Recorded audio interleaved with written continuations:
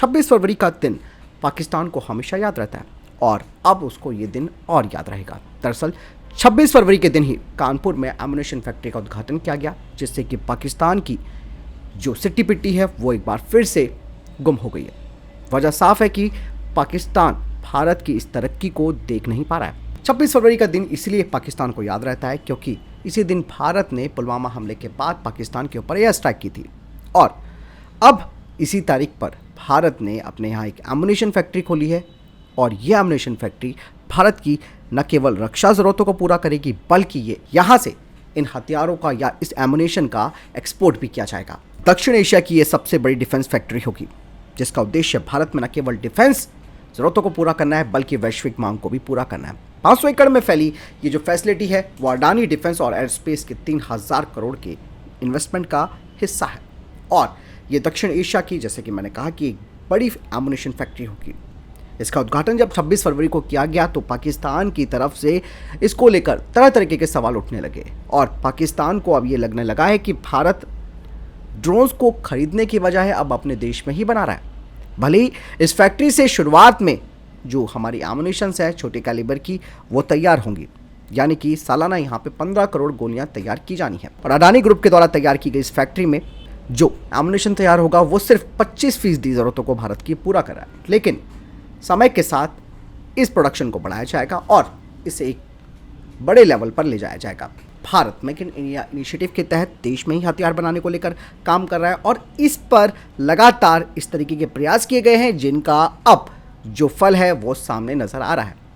Defence collaboration हो रहे हैं। पाकिस्तान को इसकी प्रॉब्लम इसलिए भी हो रही है क्योंकि पाकिस्तान ने ये भी कहा है कि इस तरीके से भारत हथियारों के क्षेत्र में काफ़ी आगे निकल जाएगा, क्योंकि पाकिस्तान खुद दूसरे देशों से जो हथियार खरीदता है उन्हीं के दम पर वो भारत को धमकियाँ देता है। इसमें कोई डाउट नहीं है क्योंकि उसको तुर्की और चाइना का एक बड़ा सपोर्ट मिला हुआ है। दरअसल जब इस एमुनेशन फैक्ट्री का उद्घाटन हुआ तो पाकिस्तान के जो पत्रकार हैं उन्होंने हालांकि एक तरफ तंज भी कसा तो दूसरी तरफ इसकी तारीफ भी की। पाकिस्तान की तरफ से ये कहा गया है कि सेना का कंट्रोल पूरी तरीके से पाकिस्तान पर है, लेकिन सीएम योगी आदित्यनाथ के साथ अगर भारतीय सेना के प्रमुख खड़े हैं तो उसका मतलब है कि ये काफ़ी बड़ी बात है और ये काफ़ी हैरान कर देने वाली बात पाकिस्तानियों के लिए इसलिए भी हो रही है क्योंकि पाकिस्तान के आर्मी चीफ तभी आते हैं जब वो पीएम के साथ यानी कि अपने प्रधानमंत्री के साथ होते हैं, तभी वो वहाँ पर आते हैं किसी भी समारोह के दौरान। यही नहीं, पाकिस्तान को ये लग रहा है कि भारत ने अब 2 फ्रंट वॉर की तैयारी शुरू कर दी है और यही वजह है कि भारत स्वदेशी हथियारों पर काम कर रहा है। यही नहीं, इसके अलावा न केवल स्वदेशी हथियारों को तैयार कर रहा है बल्कि यहाँ से इनको एक्सपोर्ट भी करेगा। इसीलिए ये देश के लिए यानी कि भारत के लिए एक पैसे का बड़ा स्रोत भी बनेगा। दोस्तों, पाकिस्तान भारत को बहुत अच्छे से ऑब्जर्व करना जान चुका है। जैसे कि मैंने बताया कि भारत के जो राज्य हैं जहाँ पर डिफेंस कॉरिडोर लग रहे हैं वो एक दूसरे से कंपटीशन कर रहे हैं। इस बात को भी इन लोगों ने कहा है कि जिसपे उन्होंने कहा कि भारत के जो राज्य हैं वो ये चाहते हैं कि अधिक से अधिक डिफेंस जो इन्वेस्टमेंट है वो उनके राज्य में आए, वहाँ पर डिफेंस हब्स बने, वहाँ पर कॉरिडोर्स बने, ताकि इन्वेस्टमेंट और साथ ही साथ मेक इन इंडिया इनिशिएटिव के तहत जो भी कार्य किया जा रहा है उससे न केवल राज्य को बल्कि देश को भी फायदा हो सके। साथ ही उन्होंने कहा कि पाकिस्तान में भारत का बिल्कुल उल्टा है, यहाँ पर कोई इन्वेस्टमेंट करने को तैयार नहीं है क्योंकि कोई अगर इन्वेस्टमेंट करना चाहता है तो घूसखोरों की यहाँ पर लंबी चौड़ी एक लाइन है जिन्हें पूरा करना ही अपने आप में एक बहुत बड़ी चुनौती हो जाती है। सेना लगातार जमीनों को हड़प रही है, वहाँ पर मकान बना रही है, खेती की जगह वहाँ पर कॉलोनियाँ तैयार की जा रही हैं, वहीं भारत की ज़मीनों पर तो डिफेंस फैक्ट्रियाँ तैयार हो रही है। तो ये भारत कहाँ से कहाँ जा रहा है और पाकिस्तान कहाँ से कहाँ पहुँच रहा है, ये बहुत गंभीर विषय उनके लिए बन गया है। दोस्तों, यहाँ पर बात साफ हो जाती है कि भारत जो डिफेंस कॉरिडोर्स तैयार कर रहा है वो न केवल भारत में इन्वेस्टमेंट लेके आ रहा है बल्कि हथियारों के निर्माण से लेकर उनके एक्सपोर्ट तक की जिम्मेदारी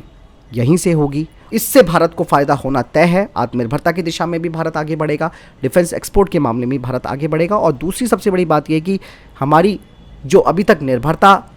हथियारों की विदेशियों पर रही है, यानी कि युद्ध के काल में तो आपने देख लिया होगा कि कोई किसी का सपोर्ट नहीं करता बल्कि सैंक्शंस और लग जाते हैं, तो ऐसे में सुरक्षा जो है वो गिरवी रखनी पड़ती है, वो भी बहुत सारी बातें हो जाती हैं। लेकिन भारत भविष्य को ध्यान में रखते हुए एक कदम आगे बढ़ चुका है और ये कदम, कहते हैं ना कि एक कदम अगर आगे बढ़ता है तो धीरे धीरे मंजिल तक पहुंचने का रास्ता भी मिल ही जाता है और भारत बिल्कुल सटीक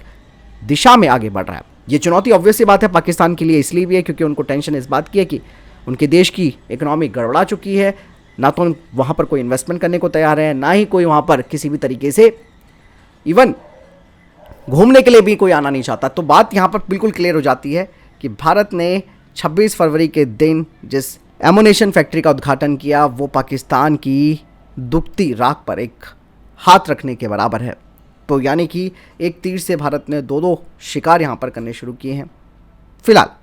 इस बारे में आपकी क्या राय है, मुझे कमेंट सेक्शन में लिखकर जरूर बताइएगा। मिलता हूँ नई जानकारी के साथ, तो वीडियो को शेयर जरूर कीजिएगा। जय हिंद, वंदे मातरम।